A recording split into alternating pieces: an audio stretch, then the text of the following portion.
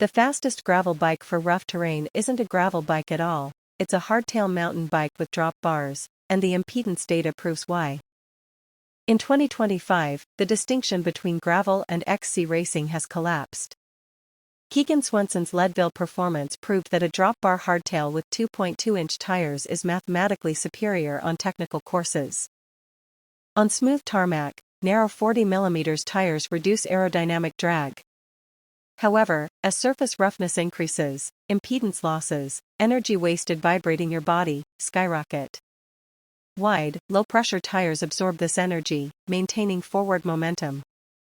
Converting isn't simple due to geometry.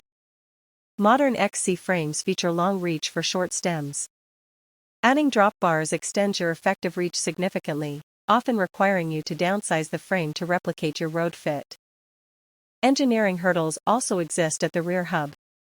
Road group sets expect 142mm spacing, while MTBs use 148mm boost. This mismatch affects chainline and caps chainrings at 38 teeth, causing spinouts at 28 miles per hour. Do not follow this trend blindly. The aerodynamic penalty of wide tires is real. If your local rides are 80% fire roads, a standard gravel bike is faster.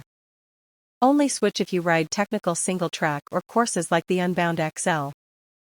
For 2026, your best value play is building up a frameset like the Scott Scale or specialized chisel. Use a wireless SRAM mullet drivetrain to solve the spacing issues, and prioritize a fork with 100mm suspension correction. Widen your tires, drop your pressure, and ride smarter.